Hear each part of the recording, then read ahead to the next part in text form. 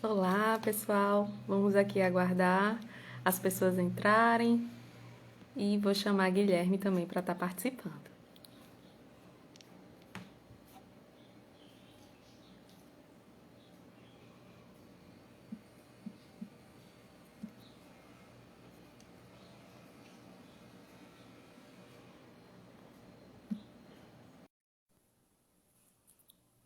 Já mandei aí o convite para ele. Já temos uma pessoa aqui presente.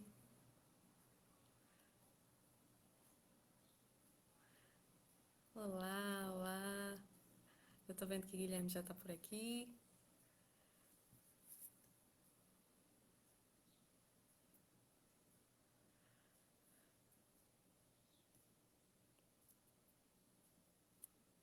Bom dia. Bom dia, bom dia. Tô aqui recebendo a solicitação de Guilherme. Vamos ver, né, se dá certo.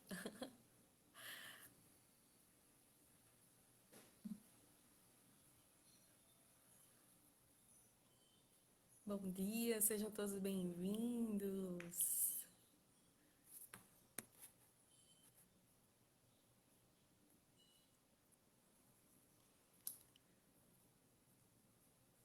Vamos lá, bom dia, Lê.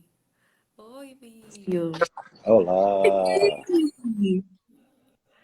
Lindo! como tá, Jai?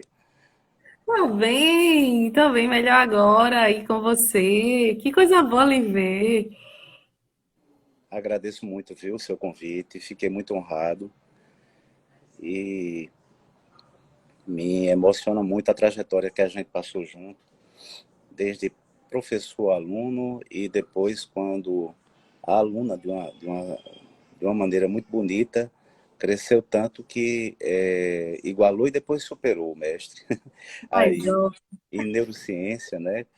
E com tanta coisa que a gente troca, com tanta humanidade na relação que a gente conseguiu construir nessa vida. É verdade. Então, Gui, a gente já está aqui ao vivo, já tem 15 pessoas aqui com a gente, né? E assim, falar sobre você ou lhe convidar, para mim, que é uma grande honra, né? Eu sempre falo da nossa história, assim, que, como você falou. Eu conheci Guilherme em 2007, quando ele foi meu professor de biologia. E eu ia fazer biologia por conta de Guilherme também, né? Eu tinha outros planos, não era psicologia logo de cara, porque você desde sempre me encantou pela sua humanidade, por você ser quem você é. Eu acho que só quem foi seu aluno sabe disso, né? E eu tive essa oportunidade de ser sua colega de sala, que aí a gente foi estreitando as relações ainda mais. E poder estar aqui, mais de 10 anos depois, né, da nossa primeira convivência, que foi enquanto aluno-professor, como você falou, é tão gostoso, é tão bom. A gente já em outro formato, em outro contexto, né? Quem diria que a gente ia passar por uma pandemia? É Quem verdade. diria que a gente ia estar na internet? Quem diria que a gente ia estar construindo um legado que eu aprendi com você, né? De muitas coisas, e eu só tenho realmente a agradecer a Deus pela oportunidade de te conhecer, de você me abrir sua casa, de ter a sua família como minha família também, e a minha como a sua, né? É verdade. Então, eu até te falei, mas quando eu falei para minha família que a gente ia fazer uma live juntos, pronto, todo mundo parou e vamos ver a live de Guilherme, né? De Jaiane Guilherme, é de Guilherme, né? Então, eu queria deixar bem registrado aqui a minha gratidão pela sua vida, pela vida de Rosa, de Lucas, de todos os seus filhos, dos seus netos, né? Porque você é uma pessoa agora avô, né? Pois é, são 5 netinhos. Pois é, gente. E eu também agradeço muito a sua vida, a vida de sua família, que é uma extensão da minha. Gente, vocês precisam conhecer um povo muito generoso, amavelmente generoso. Né? Então a gente se complementa pela educação que você teve, pela minha formação, Jair. E grato, né, nesse momento. A gente está se apresentando aqui um pouquinho, esperando a entrada de mais algumas pessoas, mas esteja à vontade para quando a gente iniciar esse processo. Claro, claro. Deixa eu só pedir para o pessoal, gente, tem um aviãozinho aqui embaixo que você pode mandar essa live para outras pessoas, né? Então manda, manda, manda aí para todo mundo. E Gui, eu vi alguns comentários de algumas pessoas que diziam assim: "Eita, a aula da faculdade que a gente não teve, não perca essa live", né? Então isso me alegrou tanto, né? Nós dois juntos, a gente, assim, ao mesmo tempo, a gente não teve muitas oportunidades, eu acho que nenhuma, né? A gente dividiu disciplina, mas cada um no seu tempo. Não foi Verdade. isso? Mas assim, de conversar junto sobre algum tema, essa é a primeira de muitas, eu espero. Oh, coisa boa. Ô, Gui, então, gente, deixa eu. Quem não conhece, né? E eu, para quem tá chegando aqui, porque veio convidado aí de Guilherme, meu nome é Jaiana Ventura, sou psicóloga. Eu aprendi muito com esse homem que você tá vendo, porque não somente esse poço de conhecimento científico, mas ele é uma pessoa extremamente humana e ele dá pra gente essa oportunidade de crescimento. Guilherme é psicólogo, ele atua na abordagem cognitiva comportamental. E aí tem cada vez mais se especializado dentro dessa perspectiva aí da terceira onda. E cada vez mais que ele reparte ou compartilha comigo os casos dele, é uma grande honra que eu tenho de realmente aprender, porque são casos difíceis de manejo, né? E ele tem feito aí essa sua trajetória na psicologia de maneira muito exemplar. E hoje o tema que a gente vai trazer é um tema bastante atual e a gente precisa compreender um pouco sobre a terapia cognitivo-comportamental até ela chegar onde está hoje, né? Que Guilherme tem cada vez mais se especializado em estar falando sobre compaixão e autocompaixão, né, Gui? Então, fala um pouquinho aí pra gente. Vamos transformar esse Instagram aqui em sala de aula. Como foi? Como é que a gente pode, de maneira mais simples, contar essa história aí da TCC, da terapia cognitivo comportamental, até ela chegar a esses estudos mais específicos de compaixão. É, a teoria da compaixão de Paul Gilbert, ela é agora da terceira onda. E para estudantes de psicologia que assim tem uma inclinação pela terapia cognitiva comportamental, ou mesmo que não tenham, mas tenham outras, digamos, inclinações, é importante entender o processo histórico. Sabe, a gente às vezes não dá valor àquelas disciplinas de história do ensino médio, mas são elas que fazem com que a gente tenha consciência do que nós fomos. Nós fomos como pessoas, e aí você se apropriar de algo, mas sem saber como aconteceu, como foi criado isso, quais as situações em que as pessoas que fizeram trabalhos científicos enfrentaram para poder chegar onde estavam. Então precisa de uma sensibilidade histórica, não é? Precisa a gente entender essa situação. Então eu costumo assim dizer que a teoria focada na compaixão, ela está aí na terceira onda, mas ela surgiu de uma necessidade de uma espiritualidade maior. A melhor definição que eu peguei de espiritualidade, porque algumas pessoas confundem com religião, mas Uhum. você pode ser até ateu e ter uma espiritualidade fora do comum. É Exato. aquilo que te torna mais compassivo com quem está ao teu lado. E a teoria focada na compaixão também teve um subdesenvolvimento. Quer dizer, a separação sub é errada, mas o que eu quero dizer, um desenvolvimento à parte na autocompaixão. Porque a gente cuida muito dos outros e às vezes a gente, até como psicólogo, esquece de cuidar de si. E Verdade. quando, não é verdade? E quando a gente trabalha na teoria da autocompaixão, e muito bem trabalhada por Kristin Neff, a gente começa a também olhar para dentro desse psicólogo, dessa pessoa humana que está aí, e determinadas situações que a gente começa a inferir na gente, começa a melhorar também o contexto terapêutico. Porque a gente se vê como ser humano e participa desse processo com a humanidade de quem está ao lado da gente. Mas, na realidade, o nome de todas essas, primeira, segunda e terceira onda, de maneira generalizada, poderia ser chamada terapias comportamental, porque elas surgem da questão do behaviorismo em si. Então, a gente pode dizer que a terapia comportamental, ela se estruturou, digamos assim, da utilização de terapias embasadas, basicamente, na ciência. Então, é uma terapia bem científica, uma terapia com testagem empírica e com todo um trabalho que a ciência pede. E isso dá uma certificação de concretude às técnicas que nós usamos. Nós usamos um conjunto de técnicas, ensinamos essas técnicas ao paciente, a ponto de que ele também pode ser um pouco terapeuta dele. Quando ele começa, a gente vai gerindo pouco a pouco a autonomia de controle dos seus comportamentos e dos seus pensamentos, melhorando a sua compulsividade, a sua impulsividade. E só a compulsão e a impulsividade já sendo regulada, a gente tem uma série de benefícios relativos. Eu costumo dizer, certa vez, uma pessoa chegou para mim, na realidade era um aluno, mas não de psicologia, mas ele chegou para mim e perguntou acerca de que, para ele trabalhar, por exemplo, com ele, a questão da compulsividade alimentar, o caminho certo a seguir seria primeiro trabalhar uma outra demanda dele, que era também de ansiedade. Aí eu sorri, eu digo, você está vendo a psicoterapia como se fosse um bloco. Eu tenho que trabalhar tal coisa no indivíduo e tal coisa no indivíduo, mas elas estão no sujeito unitária. E aí eu preciso trabalhar o tema ansiedade. Exato. Quando eu trabalho a ansiedade nele, muitas coisas melhoram, inclusive a compulsão e a impulsividade. Então, eu não preciso de uma terapia focada na impulsividade e na compulsão, se o problema que essa pessoa traz é a ansiedade, eu foco na ansiedade. É como a pessoa querer que tenha um medicamento para cada transtorno específico, não existe, eles são comórbidos. Nós somos um todo. Essa visão holística, a terapia cognitiva, ela foi crescendo, foi trazendo. Então, essa abordagem, ela inicia como comportamental, estudando o comportamento humano, desenvolvendo, por exemplo, as leis de aprendizagem e de perspectiva empírica. E ela começa a ganhar força em 1950. Quem começa a trabalhar bem com a questão comportamental é um alemão, Hans Eysenck. É ele um dos primeiros a estruturar as situações comportamentais.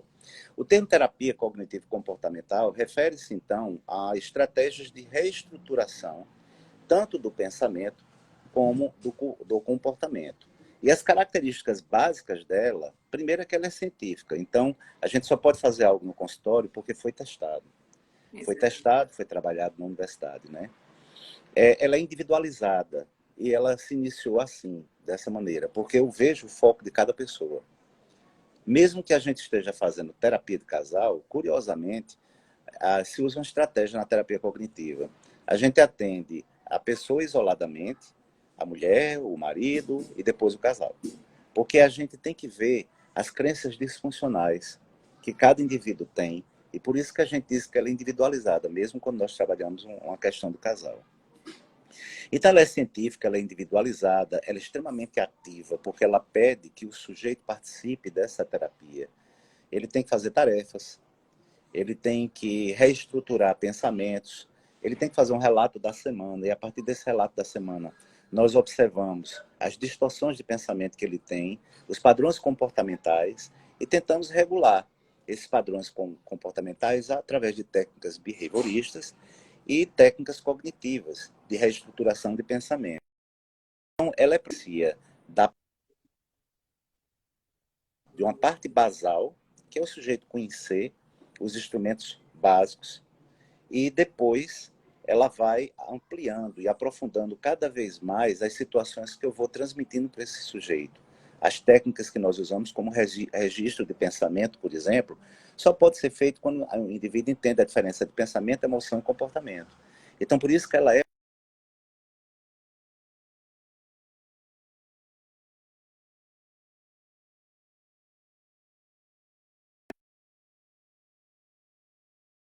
E esse mesmo padrão dentro da terapia cognitiva, ela chega a ser entre 6 meses a 1 ano e meio, às vezes 2 anos.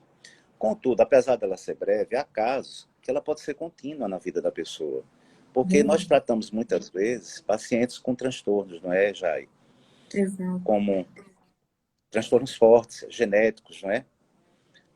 E acho que uma Eu coisa digo aqui que é para... importante a gente falar é por mais que a gente esteja falando de uma sistemática, como você está dizendo, né, que a gente precisa fazer com que o paciente, ele, antes de modificar, ele precisa entender, né, o que é o pensamento, o que é que ele está pensando e tudo isso. O modelo cognitivo, como a gente tem chamado, é que não é engessado.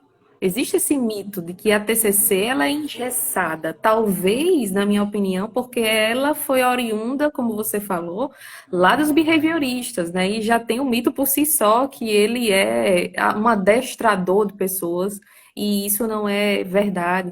Então, a TCC ela não é engessada, ela tem uma sistemática, ela tem realmente passos que vão estruturar não somente a sessão, a nossa intervenção, para que o paciente ele tenha como objetivo, como você falou, essa autonomia, ele seja o seu próprio terapeuta. Então, para isso, precisa seguir aí alguns passos. Mas isso não quer dizer que a gente ingesse. A gente precisa, antes de tudo, entender quem é aquela pessoa, respeitar a sua subjetividade e atuar frente a isso, né?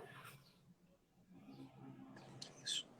É exatamente isso que ela, ela propõe. Ela propõe exatamente essa análise, esse estudo, essa capacidade de apoio científico. Eu estou com o meu trem no trilho. É por isso que as pessoas consideram engessada. Mas esse trilho significa segurança. E não unicamente olhar para meu paciente como se fosse um animalzinho que eu estou adestrando. Na realidade, não é isso. Por isso que também ela é cognitiva. Nossa emoção é bem diferente. Embora o Darwin, o Charles Darwin, ele trouxe algo maravilhoso, não foi, Jai? Que é o terceiro livro dele.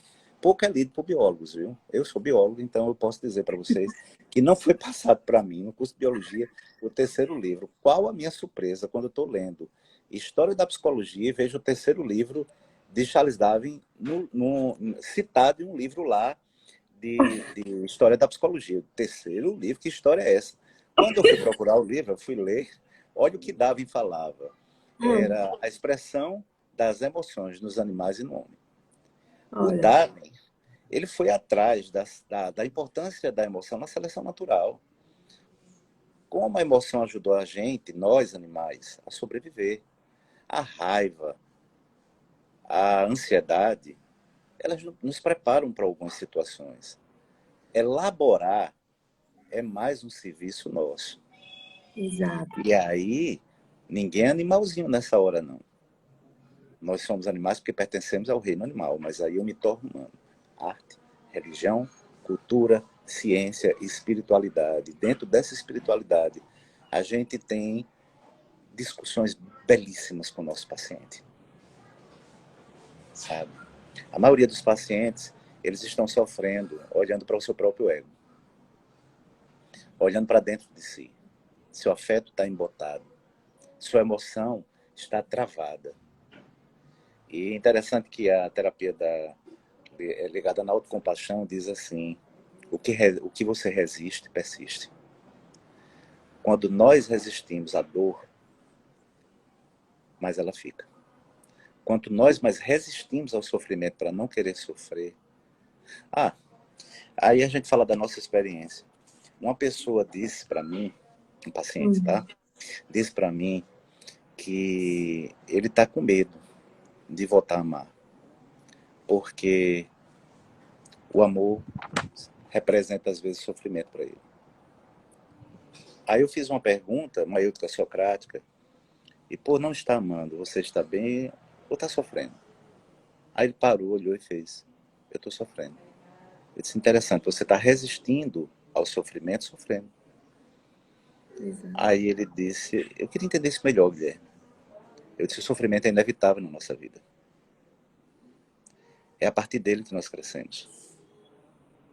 Rumi de Bactro, um pensador islâmico, muçulmano na realidade, perdão, muçulmano, ele diz o seguinte: a ferida é o lugar por onde a luz entra no teu corpo. Então, quando estiver sofrendo, lembre-se que a luz... Quando estiver sofrendo, lembre-se disso. Aonde a luz está entrando nesse sofrimento? Porque é a partir disso que sua mente se abre a não resistir. E quando você diz, agora eu posso amar, você sabe que junto com o amor vem um conjunto de emoções. É impossível não amar sem aprender a perdoar. E quando você não perdoa, mais aquele objeto que você não perdoa, aquela pessoa que você não perdoa, fica dentro de você. Quando você perdoa, libera. E apesar de eu estar dando palavras soltas, isso está dentro da espiritualidade humana. Não precisa, eu tenho as teorias para isso, mas não precisa de, de teorias para eu falar aqui na live. Mas, de qualquer maneira, vamos voltar ao processo histórico, né? Bom, Então, a terapia comportamental instalou a utilização de terapias embasadas cientificamente. Isso foi muito importante. E essa nova abordagem, ela estudava o comportamento humano, o desenvolvimento das leis de aprendizagem, sobre perspectiva empírica, tinha que ter estudo. E a abordagem ganha força na década de 50 com Hans Ezek, como eu falei. E o termo terapia cognitiva comportamental vai se referir a esse conjunto de estratégias e é considerado uma abordagem científica, individualizada, ativa, progressiva, breve, e ela, digamos assim, é focada no presente e na aprendizagem. Aí, já eu vou passar um pouquinho a bola para você nesse sentido. Por que as pessoas, quando dizem assim que ela é focada no presente, então não vou fazer terapia cognitiva porque ela não está interessada no meu passado, eu quero falar dele. É assim mesmo? pois é, isso é outro mito, né, Gui? Porque tudo que nós somos hoje é fruto ou são resultados daquilo que a gente já foi. Então, quando a gente fala de TCC, de terapia cognitivo-comportamental, e a gente entende que os pensamentos estão ligados com as nossas emoções, com os nossos comportamentos, nossas tomadas de decisão, existe uma sequência de coisas que a gente precisa entender. Como o Guilherme já falou aí, ele citou Darwin, tem as questões do nosso biológico, nosso ser orgânico, e tudo isso está também lá na nossa infância, em tudo que a gente já vivenciou. As nossas crenças, ou a maneira que a gente toma decisões, são por conta de tudo que a gente já construiu, as nossas experiências de vida, as nossas relações com outras pessoas. Então, o passado, ele faz parte e é importante para a gente. Só que você não tem como mudar o passado. O passado, ele interfere, ele ali é a base de muitas questões que estão interferindo na sua vida hoje e por algum motivo estão machucando, né, ou trazendo essas feridas. E para isso a gente precisa mudar o teu presente. A terapia cognitivo-comportamental, ela é focada no presente para a gente resolver o que está te machucando hoje ou o que está interferindo na tua vida hoje. Mas isso só está acontecendo porque, de alguma forma, surgiu em outros momentos da sua vida, né? Então, a gente tem esse mito, né? Porque foi se construindo mesmo. Talvez, na minha concepção, viu, Gui, os livros que a gente estuda, que são vindos, né, de uma cultura mais americanizada, né, da TCC clássica, ela não traz para a gente essa importância de estudar o passado e entender para buscar ferramentas do presente para a gente reestruturar ou entender ou aceitar, né, como você vai falar daqui a pouquinho, eu acredito, as situações ou as emoções que a gente está vivenciando hoje, né? Então, são estudos e ferramentas que são realmente muito focadas no hoje. E alguns psicólogos, eles vão focando muito nisso. Mas a gente precisa entender que as nossas crenças, elas foram construídas, foram iniciadas desde sempre. Desde quando você era pequenininho, que você só tinha lá a convivência, seja com seus pais ou com os responsáveis, com seus irmãos, e a partir daí você vai construindo a sua pessoa, né? Você. Então, os seus pensamentos hoje, a forma como você se comporta, tudo veio do seu passado. Então, a gente ignorar o passado é ser uma tremenda ignorância mesmo, porque nós, enquanto psicólogos, a gente precisa entender que o passado faz parte do nosso paciente hoje, mas a gente não pode ficar somente mergulhado nesse momento da vida, a gente precisa ajudar o paciente a se levantar, entendendo que, né, tudo que já passou, passou, mas a gente pode tirar lições disso, né, Gui?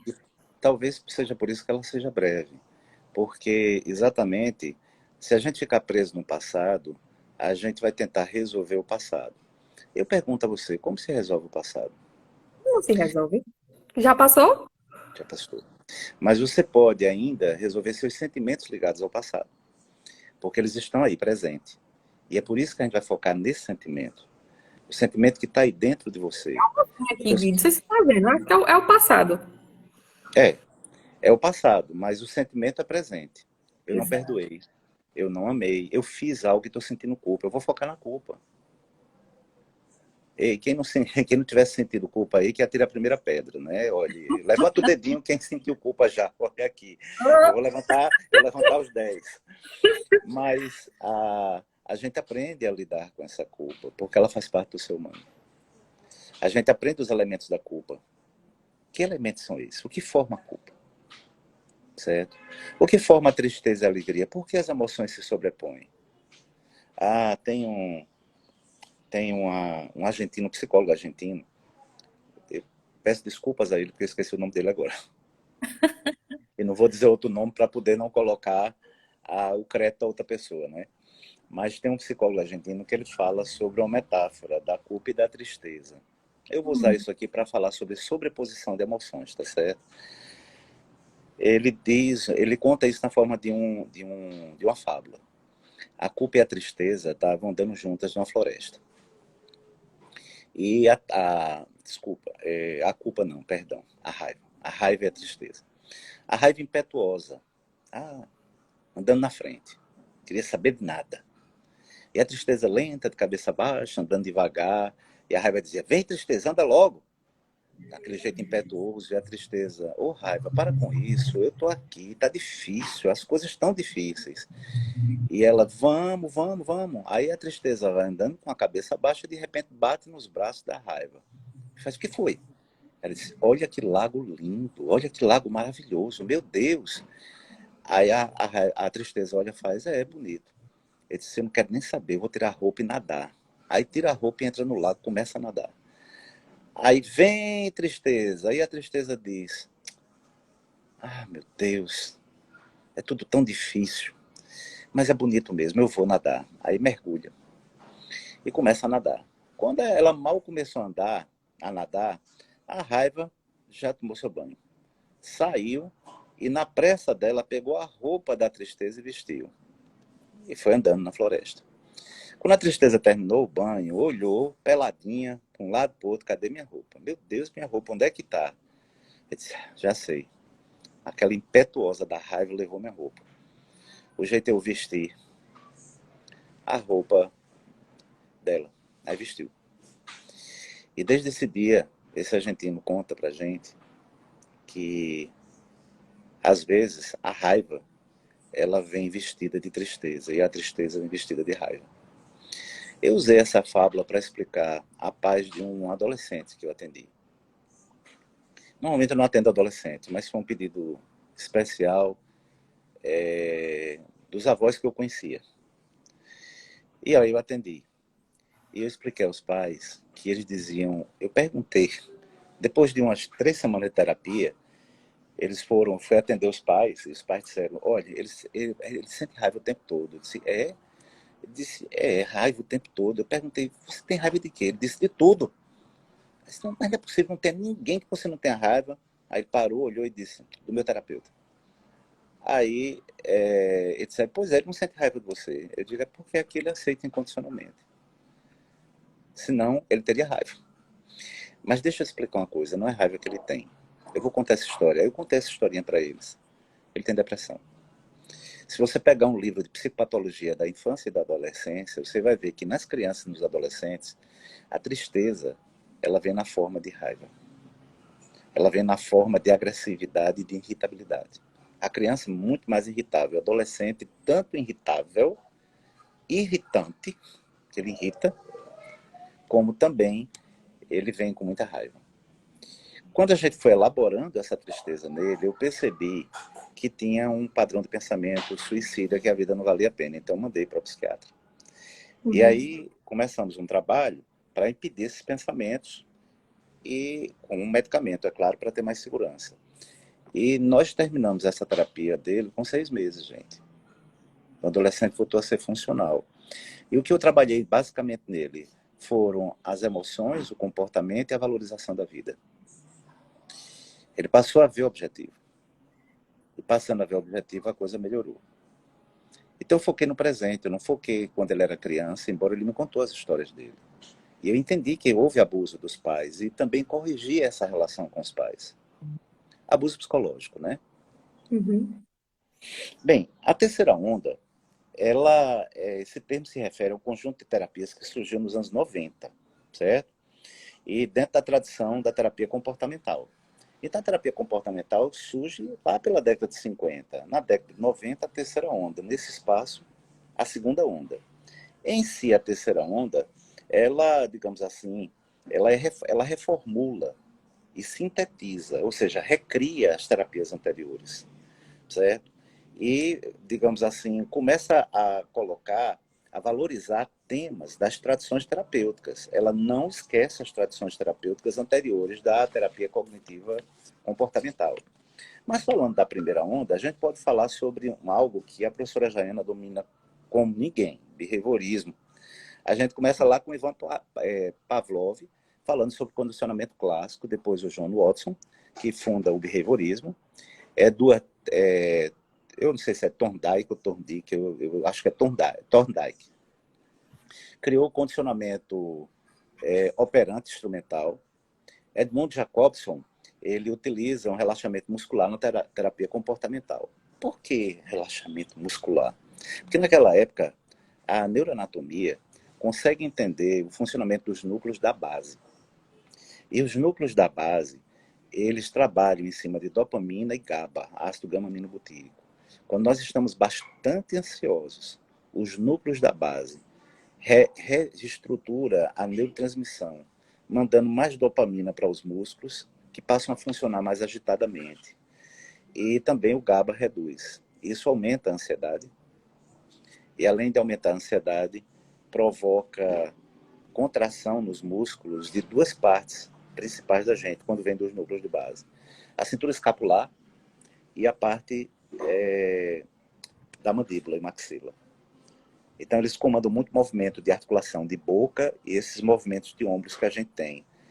E, consequentemente, isso é um padrão do estresse, ansiedade e tensão.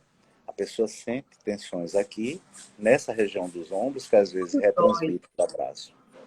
E, às vezes, aperta tanto a mandíbula que, em alguns casos, vem o bruxismo. É. Normalmente, os medicamentos usados são fármacos dual, como o Cymbalta, a duloxetina, o cloridrato de duloxetina, que reduz a sensibilidade e, ao mesmo tempo, aumenta noradrenalina e dopamina. Melhora a qualidade de noradrenalina e dopamina aqui no lóbulo frontal, reestruturando esses pensamentos ansiosos. E um estabilizante de humor, a pregabalina, que também é usado. Só... Ok. Então, a gente estava falando sobre essa parte, e a primeira geração, então vocês conseguiram sentir que ela é bem comportamental. Por isso que, de grosso modo, a gente não fala terapia cognitiva comportamental como separada da comportamental. Ela Exato. é, ela é oriunda da comportamental. Mas aí veio, digamos assim, que a primeira onda a gente poderia resumir como ela focava emoções e comportamentos problemáticos. E aí tentava modificar esse comportamento pelo condicionamento clássico operante. Quando chega a segunda geração, aí nós temos o Albert Bandura, com a teoria social da aprendizagem. Ele chama a atenção de dois pesquisadores.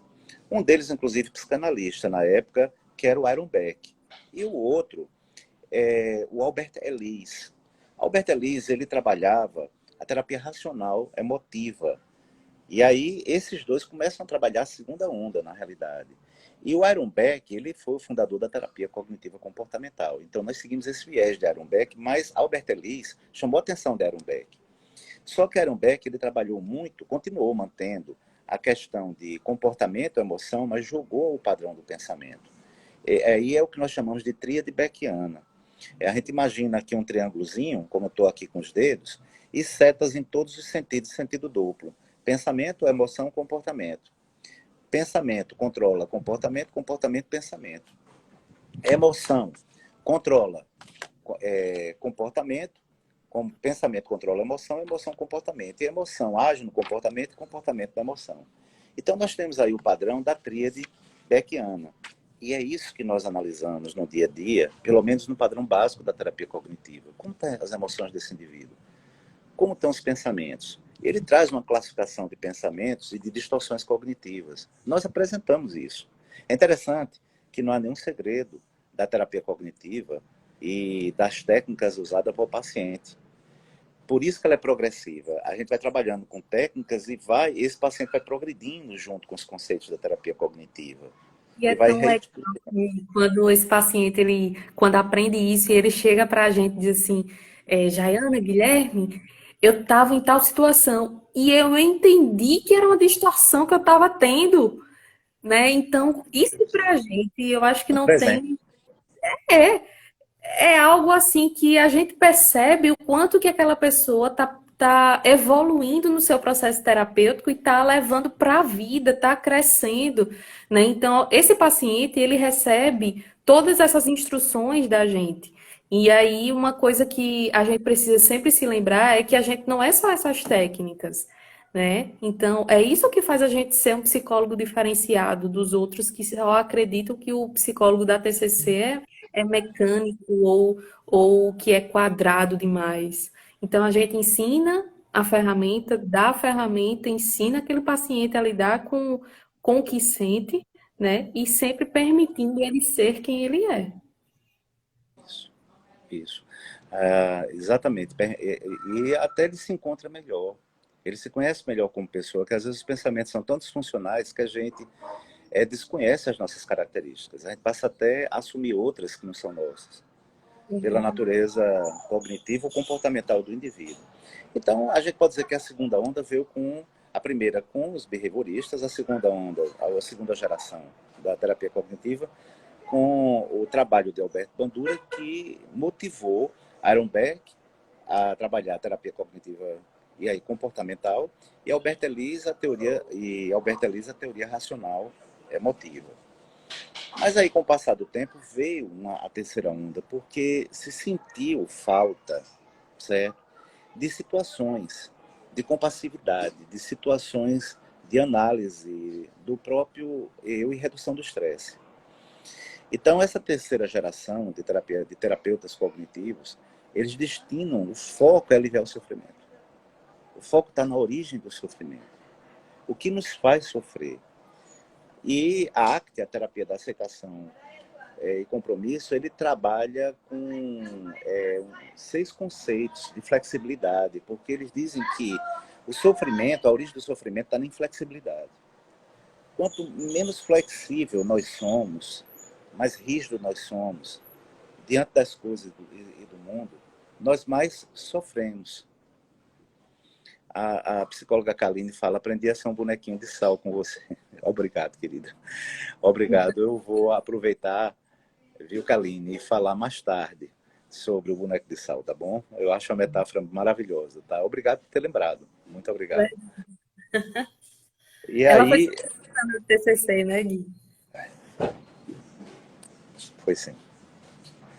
E aí veio também um outro instrumento, a ativação comportamental. Programa de redução de estresse baseado em mindfulness. O termo mindfulness, ele precisa... Nesse viés, sabe, eu tenho muito pensamento, não tão rígido, de Ariano Suassuna. Mas eu acho que pelo menos os termos Portuguesar, né? deveriam ser traduzidos e deveriam ganhar. A gente deveria, como é que eu posso dizer, se apropriar dos termos em português, sabe? Lá em Exato. Portugal, o mouse da gente é chamado rato. Eles chamam rato. Eu acho isso legal. Rapaz, começou a chover onde eu tô, mas tudo bem. Eu não tô me molhando, não. A live vai Sim. continuar. Olha só, Tá. Então, mindfulness a gente pode chamar de atenção plena. atenção plena. Exatamente, atenção plena. Porque o sofrimento, eles nos tira desse pensamento do aqui e do agora e nos leva a um pensamento futuro, das impossibilidades. A gente entra no mundo de impossibilidades achando que elas são possíveis. É o prognóstico da ansiedade.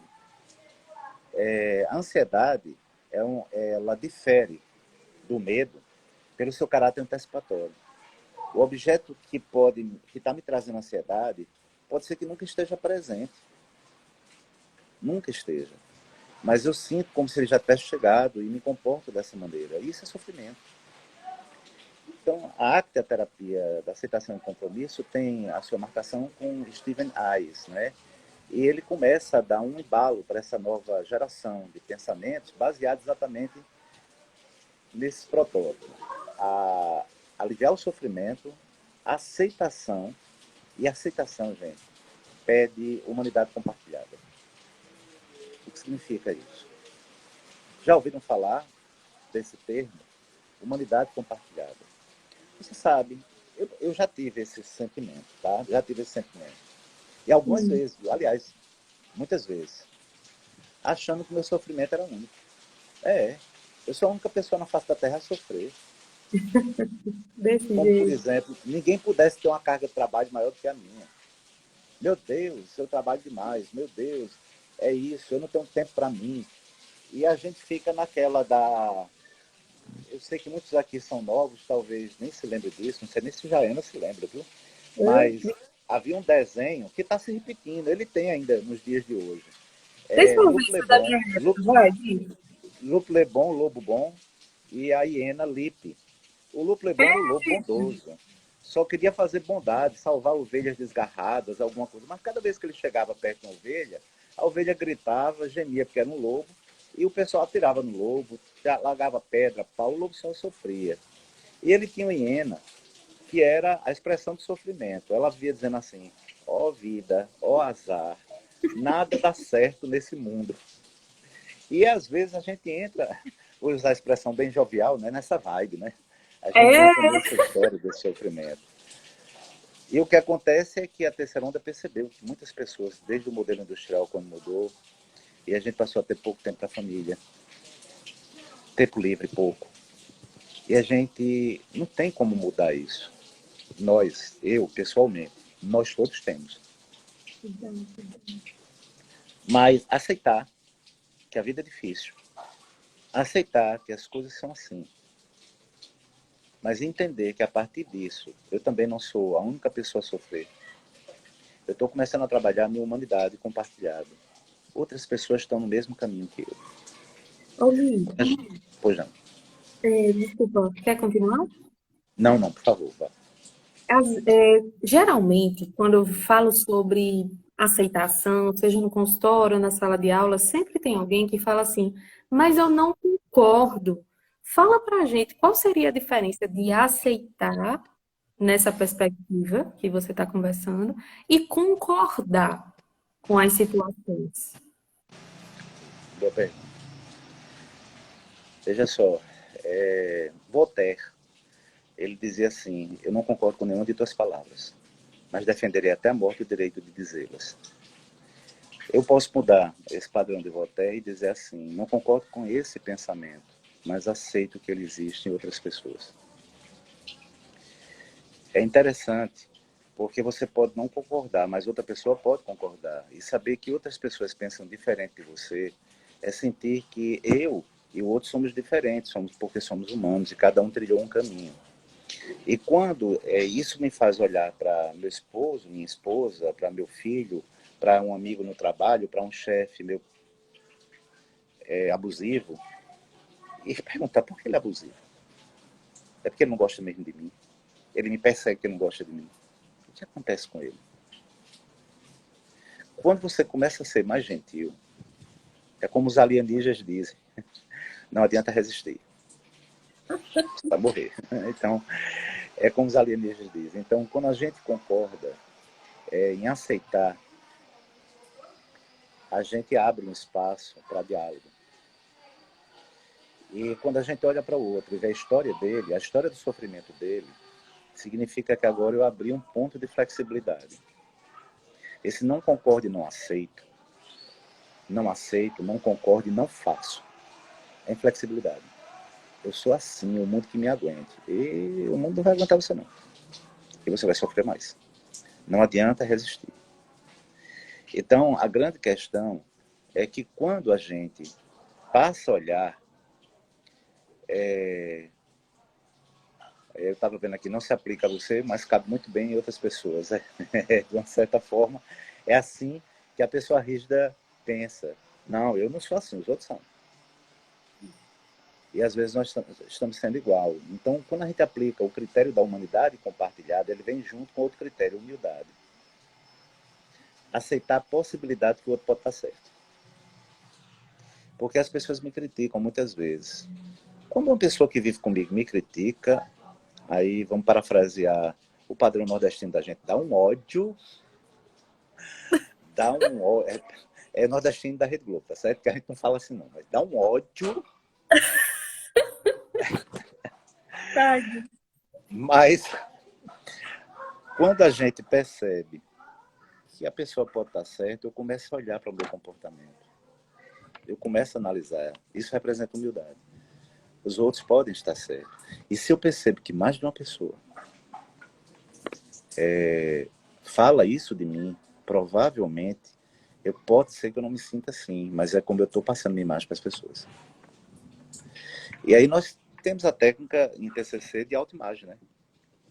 A gente não pede só a opinião da pessoa. A gente pede para essa pessoa colocar suas características positivas e negativas e vários amigos e parentes dela e trazer para a gente. E a gente vai discutindo esse padrão de autoimagem para a pessoa ver como o mundo lhe vê. E aí, quando você olha para um espelho, você entende que não vale a pena ser narcisista.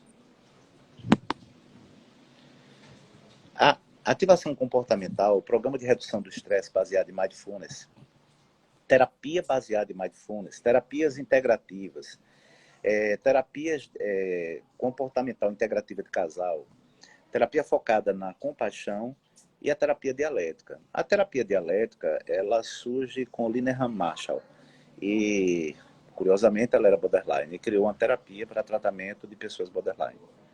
A dialética, eu estou próximo sem estar. A terapia está próxima e não terapeuta. Então, eu me afasto quanto terapeuta, porque minha pessoa de imagem, normalmente pessoas que têm alguns transtornos de personalidade, eles não gostam muito da autocompaixão, e quando a gente pratica mindfulness, ele tem vontade, ele pode lá, ele está respirando, mas internamente ele está dizendo, desculpa a expressão, tá? Que merda que eu estou fazendo. Porque a gente não vai começar com esse padrão de terapia com essa pessoa. Quando a gente começa a reestruturar a organização mais técnicas nele, e ele começa a se humanizar, eu posso começar a falar de perdão, de autocompaixão. Porque são pessoas que sofreram fortes traumas na infância. E é por isso que nós focamos nesse passado dessa pessoa. Mas não focamos na resolução do problema no passado, mas na escuta, na reestruturação deles. Eu falei um pouquinho da primeira, segunda, terceira onda, dizendo o foco de cada uma delas, mas eu gostaria de, hoje, aqui, falar também sobre, digamos assim, o que é a autocompaixão. O que é a Era autocompaixão? exatamente isso que eu ia te perguntar. O que é autocompaixão? Como é que, assim, dicas, né? Como é que a gente poderia dizer para essas pessoas que estão aqui, tem 40 pessoas aqui com a gente, uma sala de aula cheia, né, Gui? Como é que você pode ser autocompassivo? Já que esse mundo que a gente tá é um mundo que meio que ensina a gente a cada vez mais se cobrar, a tentar um padrão de perfeição que a gente precisa alcançar, que a gente precisa se exaurir, se estressar cada vez mais para alcançar o que o mundo acha que é o adequado. Como é que a gente poderia dizer para essas pessoas algumas dicas de como ser autocompassivo? Ok, a gente tem a seguinte situação, que nós crescemos dentro de um modelo industrial. E nesse modelo industrial, a gente se coisifica, a gente se torna muito objeto do sistema. E por se tornar objeto do sistema, a gente também passa a ter um padrão de autocrítica, não atingir a meta. Isso não está adequado, eu tenho que refazer. Porque constantemente dizem a você, você é inadequado. Aliás, para que é que serve uma propaganda de televisão? Para dizer que você não tem a cara bonita, que se você comprar aquela camisa você vai ficar top de linha. É interessante, eu até hoje, eu fico pensando nisso, e eu vou usar meu próprio exemplo, tá? Eu estou rindo porque é engraçado. Hoje em dia é assim que eu falo. Eu tenho barriga, eu sou buchudo, né? Todo mundo que me conhece sabe. O Mas seu busto é desde o busto mais jovem, lindo do Brasil. aí, mas por um certo tempo eu me criticava, e por mais eu fazia academia, mas o busto não diminuía, fazia dietas, esse busto não diminuía. E hoje em dia eu olho para mim com muita bondade e brinco assim. Aí eu disse à minha esposa, não sei o que está acontecendo nessa loja de departamento. Eu experimentei 3 camisas e todas 3 vieram com bucho. Eu quero saber onde é que tem a camisa sem bucho aqui. Aí ela riu e disse para mim, você está levando agora mais na brincadeira, né? Eu digo, eu tô. Hoje em dia, sim. Foi quando eu também Ai, o povo trabalhei dizendo ali, o buchinho é mais lindo. É lindo demais. É verdade, é verdade. estão aí dizendo. É porque já aceitam, as pessoas hoje veem outra coisa além do bucho. Além do bucho existe vida. Eles veem o ser humano.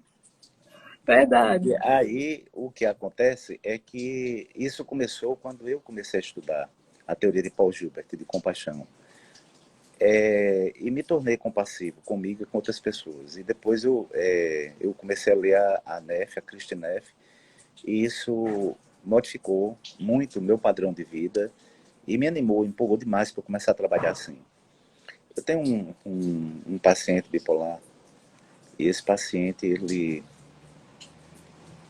quando veio para mim, ele tomava 90 miligramas de duloxetina, ele tomava, era um estabilizante, humor carbolítio, certo? Uma dosagem altíssima, e tomava também o Rivotril de 2 miligramas, 3 miligramas por dia. 2 para dormir e 1 miligrama mais ou menos próximo do meio-dia. Uma das vezes ele chegou sendo arrastado, literalmente, por um parente no consultório e tremendo. Usando uma bengala e tremia. E eu percebi que ele tinha uma certa confiança naquilo que eu dizia. Aí eu perguntei, você sabe que esse seu tremor é psicológico? Aí ele disse, não. Eu disse, mas é psicológico. Você está tomando 90 miligramas de duloxetina. Entre 30 e 60, um paciente parkinsônico já não treme mais. Eu estou falando de Parkinson. Uhum. O que é que está acontecendo com você? Aí ele foi elaborando isso. Olha, o maior presente que eu ganhei na minha vida, aliás, 2 grandes presentes foi desse paciente. Ele, quando chegou em casa, mandou uma mensagem. E quando chegou mais ou menos à noite, que eu estava terminando a terapia, eu abri a mensagem e disse, cheguei em casa, larguei a bengala, não estou tremendo e estou andando perfeitamente. Porque a gente começou a elaborar o porquê ele estava tremendo. Mais tarde, a gente começou a terapia focada nessa relação. Agora, eu tenho que dizer, ele é muito colaborativo, ele lê demasiadamente, extremamente inteligente. Eu também tenho que dar um mérito a essa parte que todos os exercícios pedidos foram feitos. Eu não tive o menor problema. Livros inteiros, até de neurociência ele leu e discutia comigo. Por exemplo, de Antônio Damasio, O Erro de Descartes, leu. Que Então, bacana. é um paciente extremamente colaborativo. Hoje, ele toma 30 miligramas de duloxetina. Subdose, gente. Nem dose terapêutica. Dose terapêutica é 60. Ele toma 30 miligramas de duloxetina.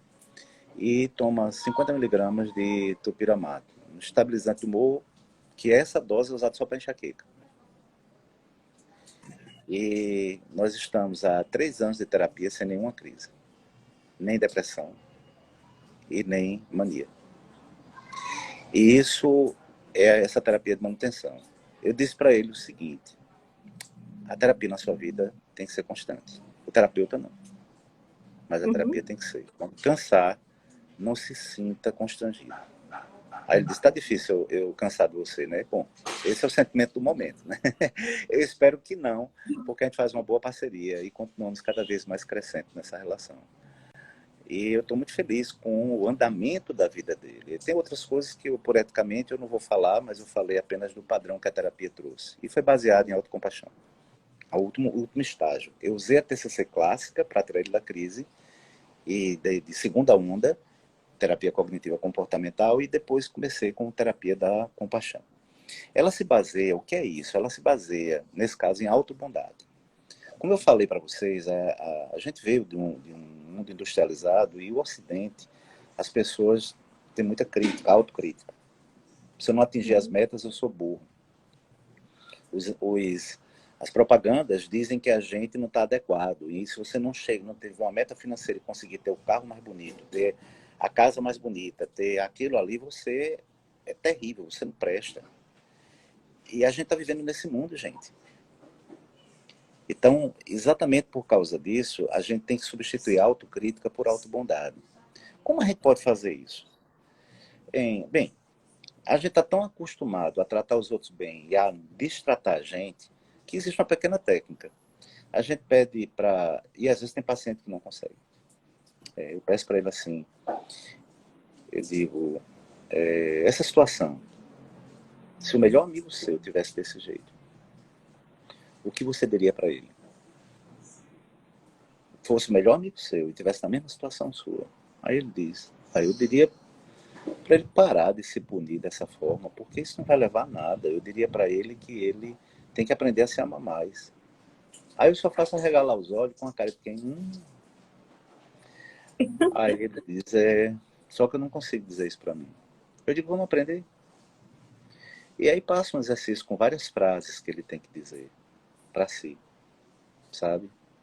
E quando a gente começa a dizer para si algumas coisas, às vezes escapa alguma coisa de boa.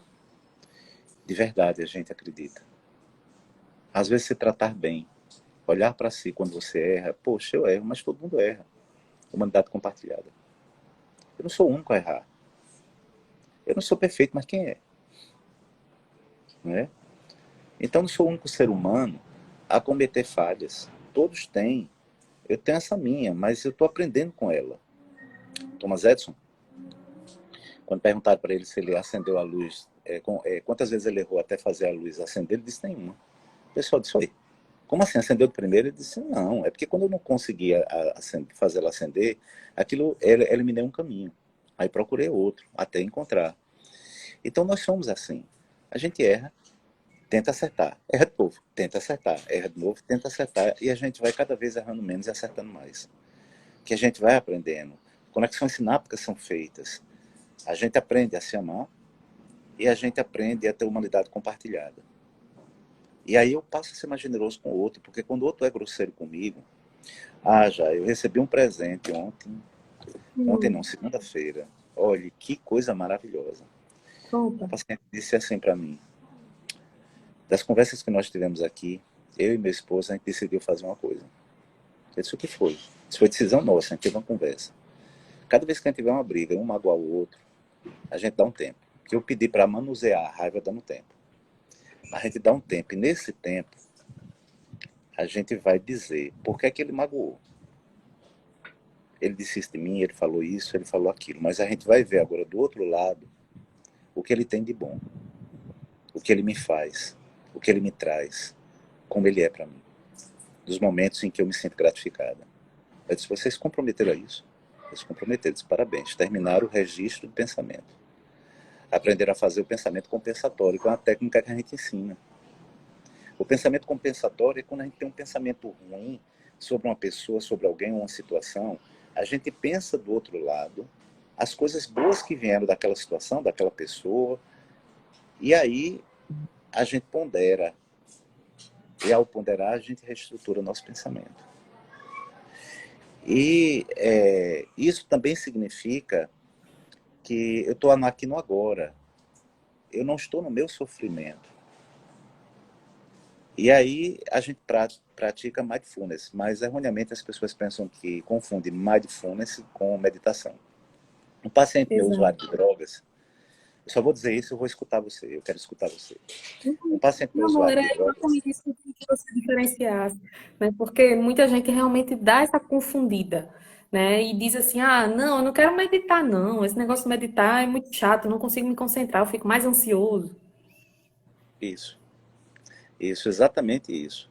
Um paciente meu que é usuário de drogas, ele disse que, olha, sábado eu não consegui resistir não, fui Eu fui fumar um baseado. Eu disse, foi com uma amiga minha. Mas foi tranquilo, a gente ficou fumando um baseado, fazendo um mindfulnesszinho. Aí eu, aí eu ri dessas horas. Né? Mas me explica como foi a técnica. Aí, ele estava confundindo esses mantras aí que existe, meditação, como se fosse mindfulness. Eu disse, mindfulness é uma experiência de vida. Ela não é uma técnica, é um conjunto de técnicas.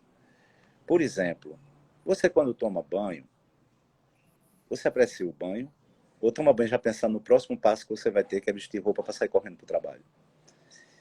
Mindfulness é a atenção no que você está fazendo. Atenção plena, no aqui, no agora. Certa vez, eu usei a técnica, eu uso, e usei nesse momento. Estava saindo do NP já, e saindo de lá pelos bancários para pegar a universidade ali. E tem uma ruazinha estreita, onde tem uma farmáciazinha chamada Bom Dia, um sinal. Quando eu entrei ali naquele sinal, o maior engarrafamento do mundo. Os carros estavam andando que precisavam o sinal abrir umas 3 vezes para eu poder chegar à rua principal. Minha esposa liga para mim e diz que nosso filho está tendo uma convulsão. Filho com paralisia cerebral, né? Aí eu olhei para o engarrafamento, vi aquela agitação, o coração começou a bater depressa, a respiração ficou ofegante. E eu disse para ela, eu estou no meio do engarrafamento, não dirija. Pegue um táxi. Por que eu disse táxi? Porque tem um táxi na esquina da casa da gente, tem um ponto de táxi. Eu disse, pegue um táxi. Para nem para Uber, vá, pegue o táxi, chame. Mande alguém chamar, bote ele. Vá direto para o hospital. Assim que eu sair daqui, eu vou. Mas aí a agitação começou a tomar conta de mim. E eu disse, não adianta. Não adianta eu tentar resistir a esse sofrimento. Eu estou ansioso. E eu estou ansioso porque eu estou impotente. Mas como eu não posso fazer nada, eu passei a descrever aonde eu estou e como eu estou. Eu estou no engarrafamento, aí eu olhei o tempo do sinal, olhei o tempo que os carros se aproximavam e disse, pronto. Na terceira vez eu vou sair daqui. Cada tempo demorava 3 minutos, em 9 minutos eu saio. Ela já está indo para o hospital, ele vai ser atendido, não tem problema. Eu vou chegar lá com ele já sendo atendido. E eu vou para lá para quê? Para dar apoio, carinho a ela e ele. Porque eu sei a qualidade que é feita a minha esposa e sei que ela vai fazer as coisas como deve ser feita. E isso me despreocupou. Não me deixou improducente, mas me deixou producente, porque eu acabei vendo o tempo que abriu o sinal e também veio outro pensamento. Não corra quando o sinal for aberto. Eu posso bater e prejudicar todo o andamento daquilo que eu queria. Vá seguindo a velocidade do trânsito. E fiz isso até chegar lá. Algumas pessoas dizem, professor, você está tão calmo, mas não sabe o quanto de técnica eu já usei. Hoje está incorporado. Hoje eu sou calmo. Hoje eu sou calmo. Mas usei muito dessas técnicas para um dia conseguir atingir esse padrão. Isso é mindfulness. É estar no aqui e no agora. E isso ajuda a gente a aproveitar um almoço. A sentir a delícia de cada comida. A olhar para o ser humano numa conversa e me sentir maravilhosamente bem. Como eu estou me sentindo agora com todos vocês, não é só pelos comentários, mas por estar aqui compartilhando do meu tempo. Eu queria passar um pouquinho a bola para você e eu vou depois finalizar essa ideia de autocompaixão. Para mim tem sido muito valoroso estar aqui te ouvindo, Gui. E é bem terapêutico, muito. Você traz com bastante leveza tudo isso e cada vez mais eu me sinto agraciada e abençoada por poder ter a oportunidade de lhe ouvir, de lhe conhecer e entender que você foi aprendendo, né, a ver as suas características, não como dois polos, né, como defeito, como tal, mas espera aí, eu tenho essa característica, eu estou ansioso agora, por exemplo, e como é que eu posso lidar com isso? E conversar com você aqui tem sido terapêutico para mim por várias questões, sabe? E aí eu quero que você finalize, né, trazendo essas questões da autocompaixão e com a metáfora lá do boneco de sal, porque eu acredito que há algumas pessoas que, por mais que elas já conheçam, né, talvez esses conceitos, dicas ou a própria metáfora, escutá-las hoje é diferente. Ah, muito obrigado pelos os avisos aí, principalmente as colocações que estão fazendo a respeito, abraços, saudades. Mas a gente pode dizer o seguinte: como você trata um melhor amigo, você deve tratar a si mesmo. Isso é autobondade. E pense, quando você estiver se autocriticando, da seguinte forma: que voz você usa quando fala com um amigo, você está tentando tratar ele da melhor forma possível? Como é a sua postura corporal? Como você faz a sua comunicação quando você está sendo gentil? A gentileza amorosa, ela é um reflexo do cuidado, sabe?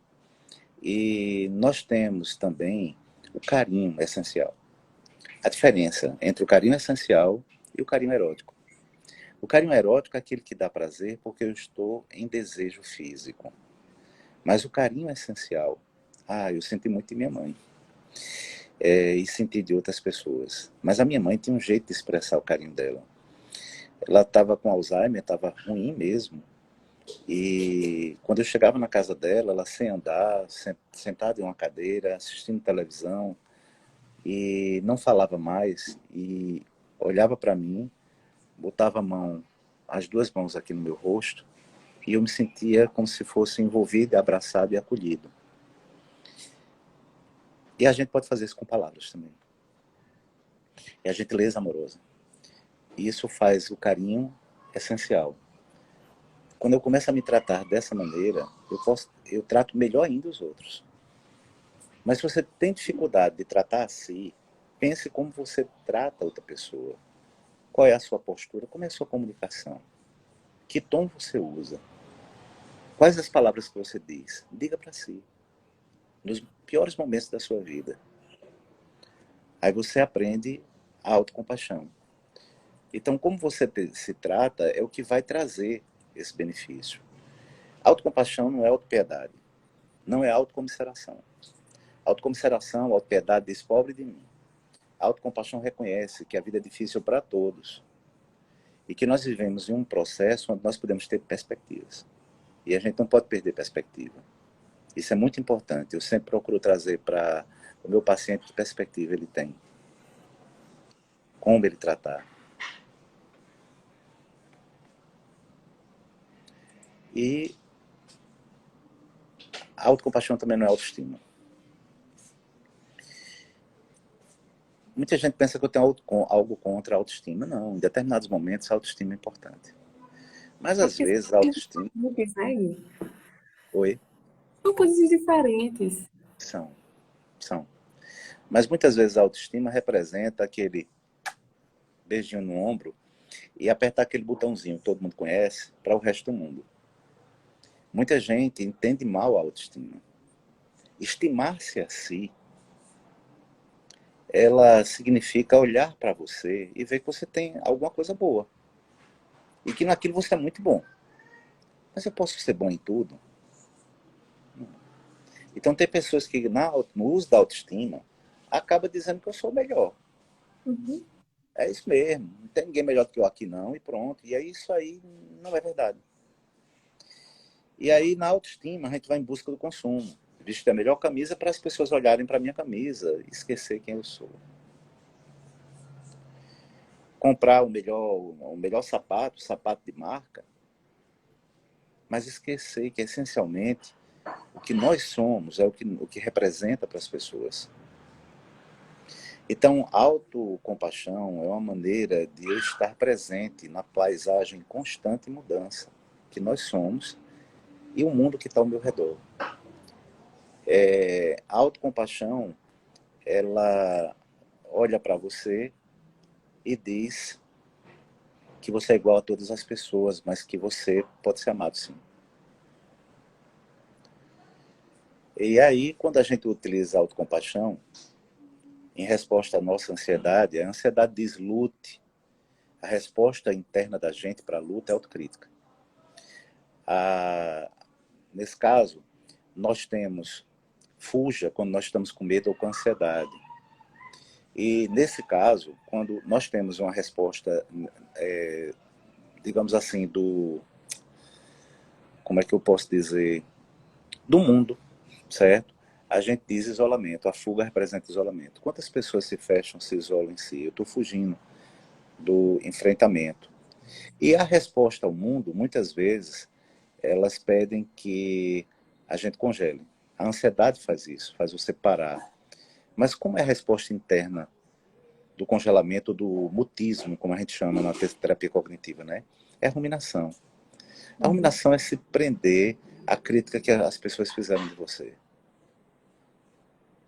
Nós somos o conjunto de nossas escolhas. E amar é também uma escolha. Amar é uma escolha. E eu não posso querer que ninguém me ame. Mas existe mais chance de alguém amar você quando você é mais compassivo com ela do que quando você a critica.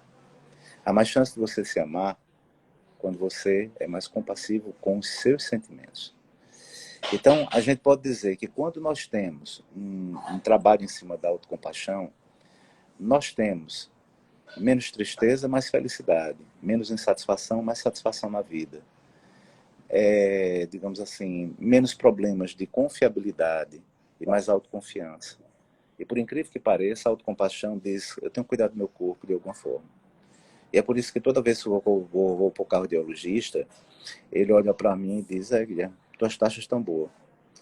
E aí, você sabe disso, já. Eu vou para casa das pessoas, as pessoas me oferecem refrigerante, eu fico sem jeito.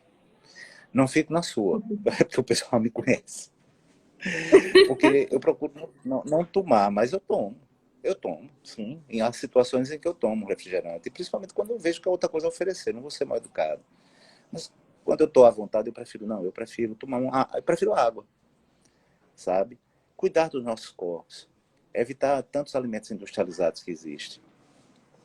E usar um pouco daquilo que nós temos na nossa cultura, o inhame, a macaxeira, a batata doce, ovos, queijo coalho, e outras situações que a gente pode usar na nossa alimentação e que são tão gostosas quanto.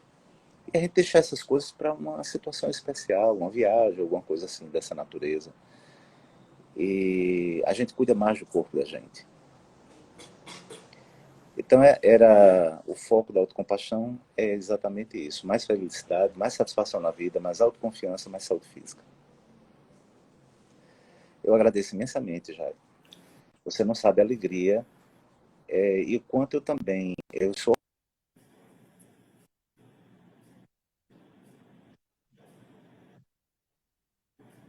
na nossa, né, de uma forma muito generosa com todos os alunos.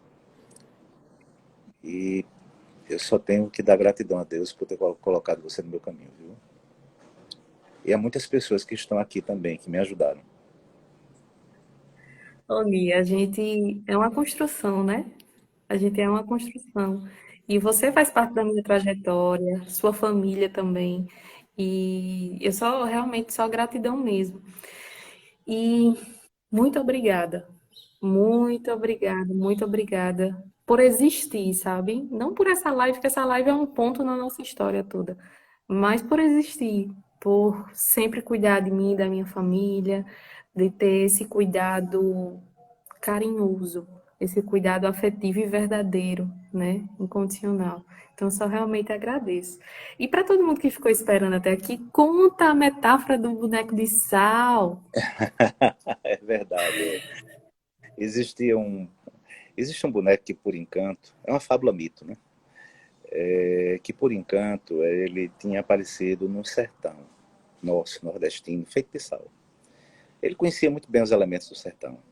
As pedras, a caatinga, as regiões de mato. E ele ouvira falar do mar e se apaixonara pelo que ele ouvira.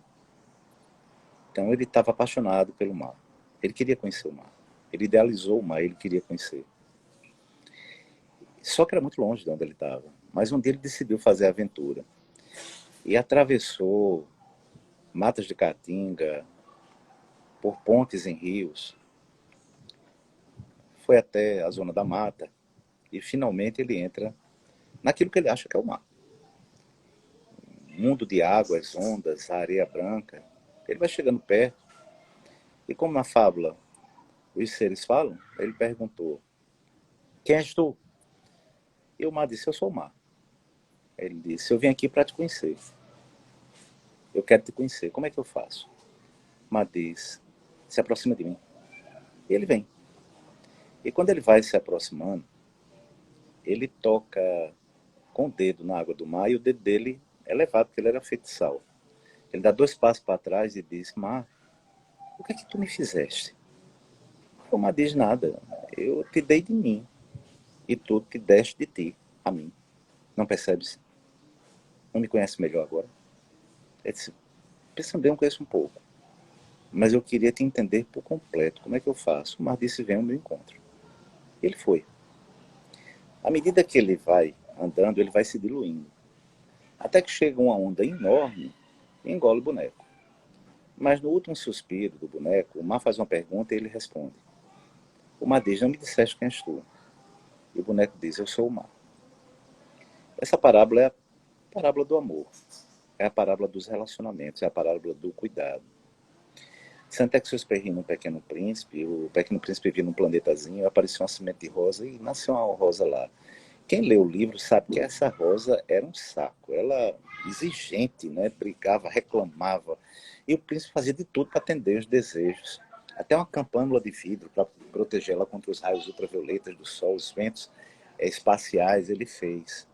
E quando o príncipezinho chega aqui, ele dizia assim, a raposa dizia para ele, sobre cativar.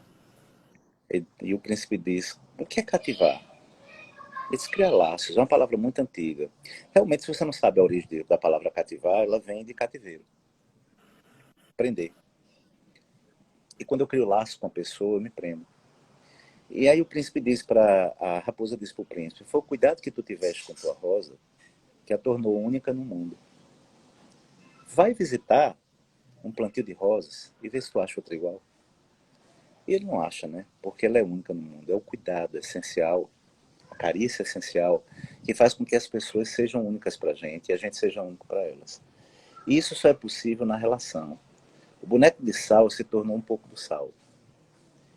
E o mar se tornou um pouco do mar. E o mar se tornou um pouco do boneco de sal. Nas nossas relações nós somos assim. Nós nos tornamos um pouco do outro. Porque nós cuidamos um do outro e o outro cuida da gente. Então, quando se falou aqui, eu também sou boneco de sal, eu fiquei muito feliz. Porque significa que eu e algumas pessoas fizemos essa diluição, né? E só foi possível porque a gente conseguiu dar significado à nossa relação. Muito E obrigado. é um grande oceano, viu? Não é só o mar, não, os oceanos todo mundo inteiro. Obrigada. Gratidão, gratidão demais por você existir mais uma vez. Eu agradeço muito a Deus pela sua vida. E sempre quando eu falo de você, para mim é um combo. Sempre vem junto Rosinha, né? Então que você dê um A minha cheiro, rosa. né?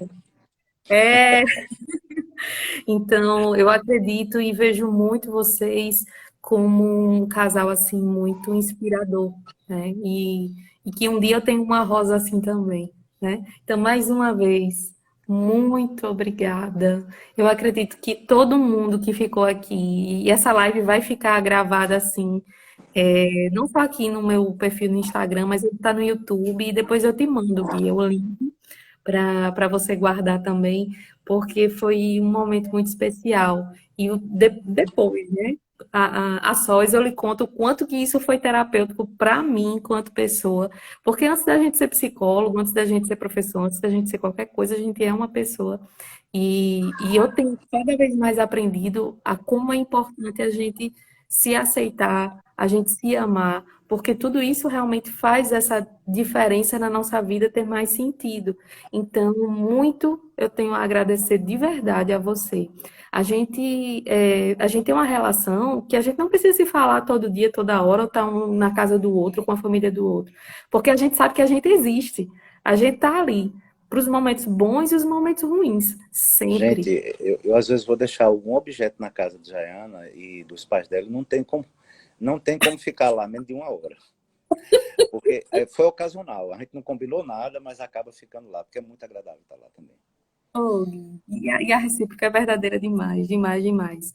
Espero que todo mundo na sua casa esteja bem, com saúde, seus netinhos também, porque eles, independente da genética ou do sangue, mas por amor, eles são a sua continuidade para sempre, né? E eu me considero assim também, um pouco filha, um pouco irmã, um pouco amiga. Você é uma mistura aí de vários papéis na minha vida. E eu acredito que para a maioria das pessoas que tiveram a oportunidade de lhe conhecer também. Então, mais uma vez, muito obrigada. Encerro aqui essa live tão especial, tão maravilhosa, que além de todo o conteúdo teórico, teve esse conteúdo humano que faz a gente evoluir, transcender, né? Então, Gui, um beijo no seu coração, que Deus te abençoe.